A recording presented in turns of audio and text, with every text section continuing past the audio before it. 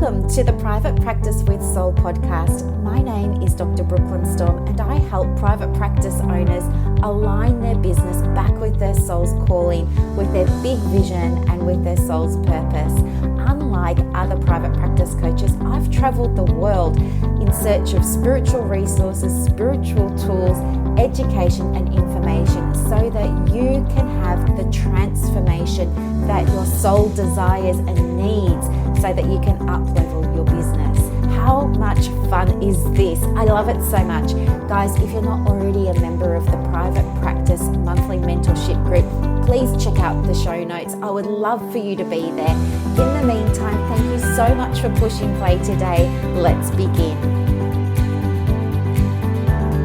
Good morning, everybody, and welcome to another episode of the Private Practice with Soul podcast. I'm your host, Dr. Storme, and I want to say thank you very much for listening to another episode, and also to take a second to welcome our new subscribers. Thank you for joining us today as well. So today's episode is, I guess, a little bit more around strategy and business practices as opposed to some of the more spiritual things, but we will tie it in with a spiritual lens toward the end. But I think this is a really important topic to discuss, and it's one that I haven't shared with you on this podcast before, or indeed in any of my posts, but I feel like it's time to do that now, because I know I'm not alone when I say to you that I have been harassed in my practice by a client or two in the 20 odd years, almost 25 years this year, that I've been working in private practice. And I'll tell you a little bit about my story, and I think it's important that you hear it, because when I was going through this, I felt very alone. And there's somebody I've been working with recently who's been going through this, and I just think that it's important to get a message out to you that you're not alone. There are other women and men, I imagine, in private practice too, that go through an experience like this. So let me share with you what happened with me. And it was an experience where I was seeing a child, and I was dealing with two parents. The parents were divorced. The mum brought the child along, the little girl along for therapy, and that was all good. But what started happening was boundaries started to get crossed. And what that looked like was mum would start wanting to dominate the sessions. She didn't want me to spend too much time with the little girl. Mum wanted to spend session time talking about issues she was having in her life. So I tried to manage this, of course, in all the ways that you do, and that didn't work. And what would happen then is, so I put this boundary in place, and I said, no, the therapy is for your daughter, not for you. If you want therapy, I can refer you to somebody else. She already had another therapist of her own in place, yet she still wanted to talk with me. So again, I put a boundary in place. I reiterated that boundary. And then what happened was mum didn't like that at all. So she stopped bringing the little girl along for therapy for a few months. Then mum reappeared, and what happened was she again tried to manipulate the sessions, and again I tried to stick to my boundary. And what happened as a result of that was I started to get a barrage of emails from mum. So it was like 2 or 3 a day, every day for about 18 months, hundreds of emails. It got to the point where I stopped reading the emails. I said to mum that it wasn't okay for her to continue to do that and to continue to contact me in that way. She was sending me emails that you just continue to scroll through. Like it was just like a big brain dump. So I was, just saying to mum, please go and see your psychologist, doing all of the right things that, following all the codes of conduct and the codes of ethics, ticking all my boxes, dotting my I's, crossing my T's. And it continued. And then, so I told the mum that I wasn't going to be opening any more of her emails. And then what happened was mum started, she withdrew the little girl from therapy again. Mum started then doing things like leaving notes under the windscreen of my car, like threatening and harassing notes under the windscreen of my car. Then she started slipping notes under the door at the practice where I was working that were, not nice notes to read. And what was happening was there were clients in reception, and I had virtual admin at the time. So there wasn't a receptionist like a body there, but there would be a client or two in reception, and I could hear this note being slid under the door, and I would have to excuse myself from the therapy session I was in to go and retrieve said note before one of the other clients who was sitting in reception saw it. So it was a real mess. Then she started leaving aggressive messages with my admin team. Then she started harassing them. Then we started to get letters in the post from this lady, and it just didn't stop. And I felt at the time helpless, because the advice really was that, to me, was that there wasn't much that I could do, that I had dotted my I's and crossed my T's, that I needed to close off the file. So of course the file was closed off, but these communications from the mother continued. Anyway, the mother and the child ended up disappearing for about a year. And then just quite unexpectedly, the dad bought the child. And anyway, I didn't know that it was the dad. I didn't know that it was the child. They booked in under a different name, all that sort of jazz. I recognised the child as soon as I came out into reception. And so I knew that I was going to have to handle this situation. So that's what I did. And a couple of days later, the mum booked herself in under another name. And so she was booked in. And then I came out into reception, and I see the mum standing there, and she's not happy. And anyway, she starts yelling and shouting in the middle of reception in front of other clients. And this was really, problematic. So I usher her into my room, and I'm trying to calm her down and de-escalate things and be very professional. But I remember, between you and I, feeling so hot, feeling so triggered, feeling so intimidated and threatened. I don't know what this mother's own mental health state was, but clearly, there was something, that she was perhaps trying to deal with herself on a personal level. And for some reason, she'd become fixated with me. I don't know why, but she'd become fixated with me, and so she was back. Again, I had to try and handle that situation, put the boundaries in place, usher her out. And then we ended up getting more security at the practice, or doing all of that sort of stuff, just unpleasant stuff. Then the notes started coming under my windscreen wipers again, notes under the door again, stuff like that. And then there were things that I couldn't say she did, but they weren't happening before she was back.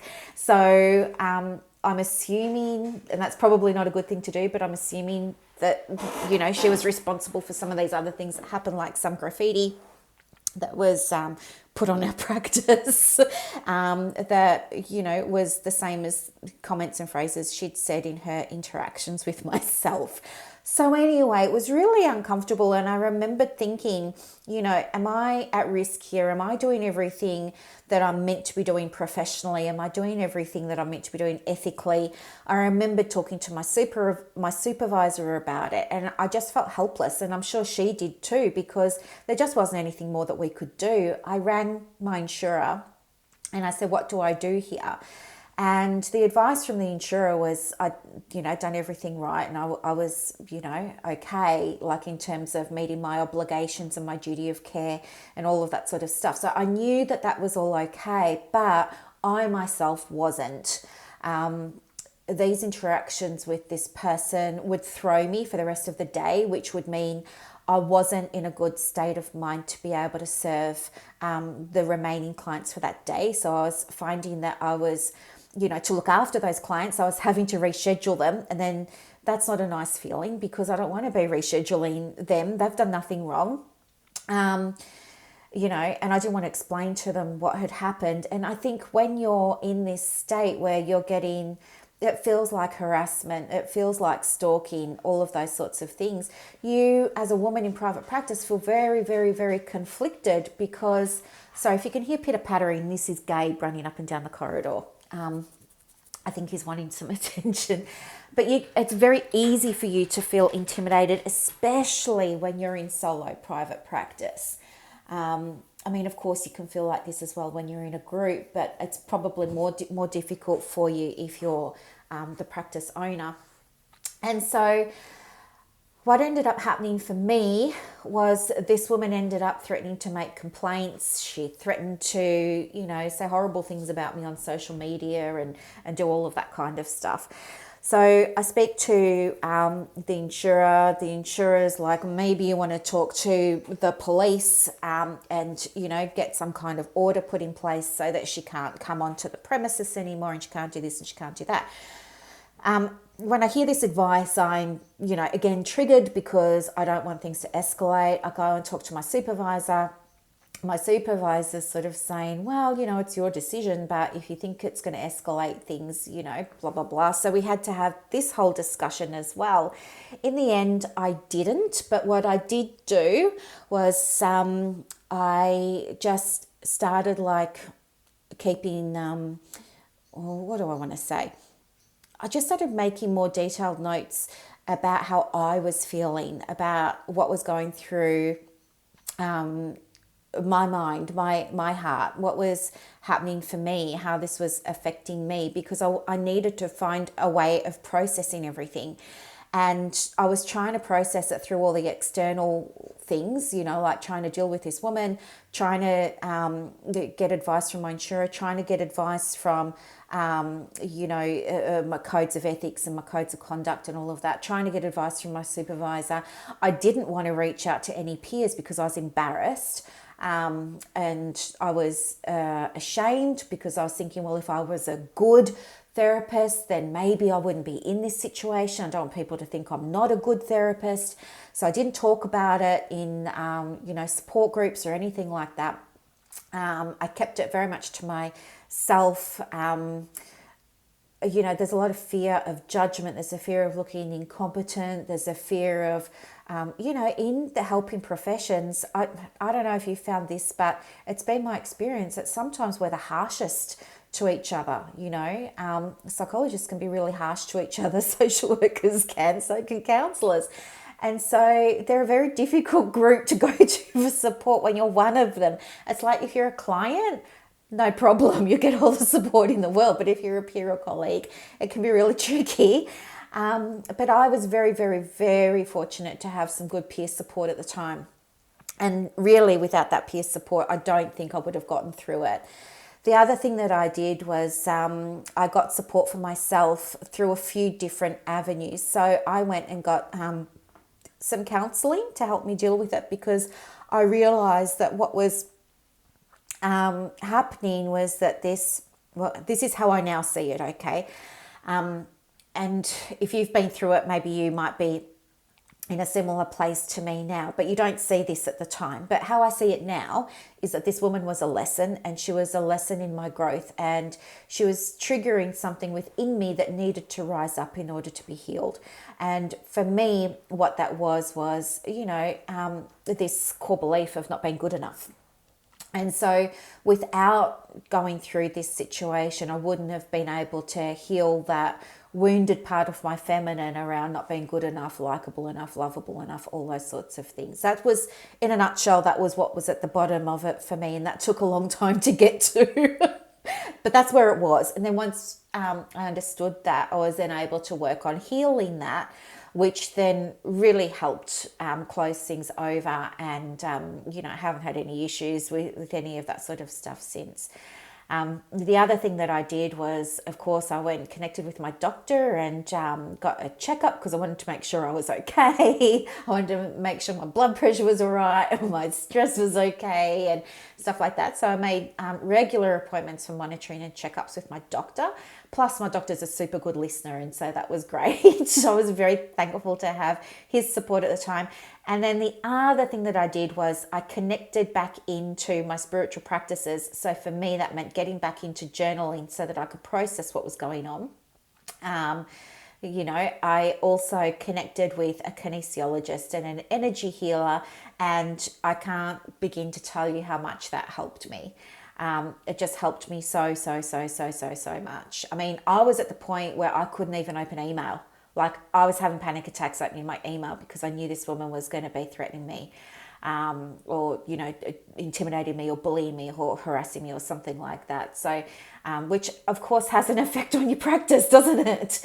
But again, I'm sharing this with you because in Australia, the numbers aren't clearly defined for things like harassment and stalking and things like that in private practice. There's a very loose number at the moment, which is about 15% of women in private practice in their careers will experience some kind of intimidation, harassment, or stalking behavior from a client. And that number, that percent there of that 15 is, I would imagine, grossly underreported because of what I was saying with you, how I was feeling. I was feeling embarrassed, ashamed, guilty, incompetent. I felt like I had imposter syndrome all over again. All those unwanted feelings. And do you know what? You just feel so alone. You just feel so isolated, so alone. And that's probably the hardest thing because it makes it hard to get that support. So anyway, I'm sharing this with you because I want you to understand that if this or when this happens to you, number one, you're not alone. It's going to feel like you are, and you might be like me and you might not want to reach out for support. And I get that and I understand that, but you need to find someone, even if it's a peer or your supervisor, but you need to find someone that you can speak openly and freely with without judgment, and get them to listen and, get a fresh set of eyes on what's going on for you. And you know what? Sometimes it's really helpful to have somebody, help you work through some stuff. And the other thing that I would suggest is, number one, you be aware of the types of flags for these kinds of behaviors. So looking back, the type of flag for me was, that mother crossing a boundary right early on in our time together, and me perhaps not being quick enough to put something in place, me just kind of letting it go because we were in the phase of establishing rapport. So I know now, have clearer boundaries in place. I think you also need to be aware of other flags. Like, I'm sharing just my worst example with you, but it's different for everyone. There was another time when I was dealing with a client who was a narcissistic male, and it was early in my career, and what he did was he was, openly flirting with me, little things like I shake his hand to welcome him into a session, and he'd hold my hand and my gaze for a bit longer than was appropriate, and things like that. And then he sent flowers to the practice and just inappropriate things. And so I had to put lots of boundaries in place with him. But make sure that you're aware of what the flags can be, because if you don't catch them early on, things escalate quite quickly, and then you lose control. It becomes them being in control. They're dictating how you're going to feel. You're not in control of your response anymore, because you find yourself triggered, you find yourself intimidated, you find yourself highly emotional, and you find yourself in a place of reacting to things instead of responding, which takes you out of control. So be aware of what some of the flags can be so that you can mitigate them as best as you can right from the outset and nip anything in the bud. It's much better. Prevention is always better than cure. Number two, look after your practice, look after yourself. That means, in practical terms, be prepared in terms of your documentation. So put your boundaries on your consent form. They have to be there up front, black and white. This person who you're going to work with has to agree to these terms of service in order to be able to work with you. And so put whatever boundaries you're going to be invoking for your practice right there on that form. So some simple boundaries might be no contact by social media. It might be no contact by email. It might be no contact after hours. It might be, do you know what it might be no exchanging of gifts. Whatever is going to work for you, and only you know that for your practice based on the demographic of client you work with and how you work with them and all of that sort of jazz. But put something there in black and white, have it documented, make them sign off on it before they work with you, and go over it with them in the first appointment, and document in your notes that it was also discussed in the first appointment. That way you're covered. If anything happens and you can terminate the service, you can refer them on. Do you know what I mean? You can follow whatever protocols your profession, your code of conduct, your code of ethics recommends, and get that person moved on to somebody who might be a better fit for you. And if you're a woman who's feeling intimidated by a male, maybe that is even something like either referring that person back to, if it was their doctor, referring that person back to their doctor with a recommendation that they're connected with somebody that specialises in A, B and C. And sometimes even if you feel that they might be better suited, or that might be a better match to work with a male, for example, if it's a male that's been crossing the boundaries and bothering you, might be that in your professional judgment, perhaps they might be a better match for a male therapist who also has an area of interest in A, B and C. So there are lots of different pathways that you can take. Always, number 3, always where you can get support. So I would absolutely recommend discussing things with your supervisor, getting peer supervision and any other support. I went and saw my doctor. I went and saw a kinesiologist and an energy healer. I journaled my heart out. I deepened my spiritual practice. I got into gratitude. One of the other things that really helped me was doing a metta meditation. That's META. So a metta meditation is a practice that you do for yourself that allows you to forgive. And I know that you might not be ready to forgive if you're in the throes of it now, but I would encourage you to listen to a metta meditation. There are a couple on YouTube that are really, really good, but what's good for me might not be good for you, So have a listen to a couple and see which one resonates with you. The process is the same for a metta meditation, but some of the ones on YouTube, for example, have different background music and stuff like that. So find something that's going to feel good for you. Sit down and listen to that and just allow yourself to go through the process. When I did it, it made me very emotional, but that emotionality allowed me to have a release. And from that release, I was then able to move into a place of forgiveness. I did that metta meditation every day for a week, and it really helped a lot. The other thing that really helped me a lot was a Ho'oponopono meditation, that Ho'oponopono prayer. So that's, talking about loveness. I wanted to say love and forgiveness. And it's you saying that you're sorry, please forgive me, I love you, and there's one other line for that I can't remember just off the top of my head, but that really works as well. And there are apps that you can download for your phone that are a Ho'oponopono meditation. It's a Hawaiian forgiveness prayer. The other thing, what was I going to say that really helped me? Oh my goodness, I've just forgotten. Gratitude. Now, this is going to sound hard to swallow as well if you're in the middle of dealing with, an unwanted situation at the moment. But when I say gratitude, what I'm talking about is finding the thing to be thankful for in this situation. And I'll go back to my example here. So after this was over, or towards the end of it being over, I was able to write out a gratitude, I guess, little essay, if you like, just thanking this person for coming into my practice and coming into my life, for being the mirror to show me and really magnifying what needed to be healed within me in terms of my sense of self-worth. And I really thanked her for teaching me about the importance of boundaries.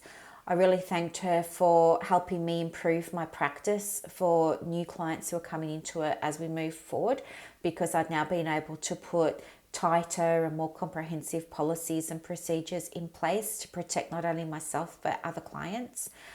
I also thanked her for raising my awareness around the importance of self-care, and for showing me that for too long I'd been leaking a lot of my energy to clients. And when I say leaking my energy, I mean I've been going and giving my all day, every day, but not doing too much to refill my own cup and look after myself. And so it was through the trauma of dealing with this situation that spanned nearly 3 years. It was through dealing with that trauma that I really learned the importance of connecting in with my heart and soul and spirit. You know, one of the things that really helped me a lot too was a simple practice that I do, and I even to this day share it with my coaching clients, and that is so simple. It's just really to put your hand on your heart and settle your breath right down and close your eyes and just allow yourself to check in with yourself, what do I need right now? You know, what do I need to heal right now? That's something you can ask yourself, and the guidance will come through almost instantly. And when you get that guidance, say thank you and then go about your day. Something else that you could ask is, what do I need to know right now? And you will get an answer almost instantly. And when you get that answer, allow yourself to receive it, have gratitude for it, and then take your hand off your chest and move on with the day.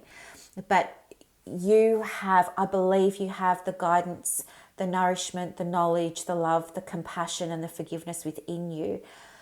Just drop out of your head and drop into your heart from time to time to connect in with that, and allow that guidance to be your intention for that day. Yeah. So there are a few things there that you can do to try and cope with these really, really difficult situations when they arise, and they will arise for most of you. There's a higher prevalence of this happening to women than to men in private practice in Australia. The percentage is roughly 7%, but again, there's no definite answers because of, you know, the tendency for us as health professionals to underreport for all sorts of reasons. So anyway, you're absolutely not alone. There is help there.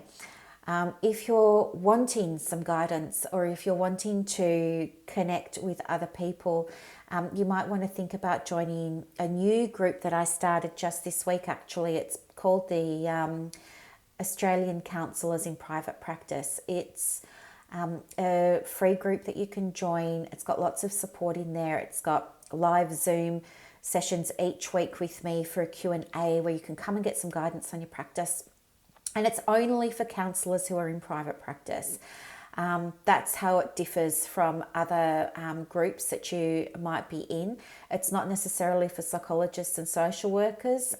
It's really for counsellors who are needing some guidance and support. But if there are social workers and psychologists that want to join, then they're absolutely more than welcome to come in as well. I will put the link for that in the show notes so that you can come in and connect with other women in private practice and men too. And I will look forward to supporting you then. But guys, the message is you're absolutely not alone. I'm here. If there's nobody else that you can connect with, I'm here, okay? I'm absolutely here, and you can connect with me anytime. All right, thank you so much for listening. Please do download this episode, save it, share it with somebody who needs to hear it right now. Bookmark it for a time when maybe you might be going through something similar in your practice, so that you can remember what to do and how to manage things and where to go for support. Thank you so much for listening.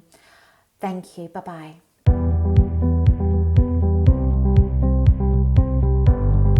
Thank you so much for listening to this episode of the Private Practice with Soul podcast today.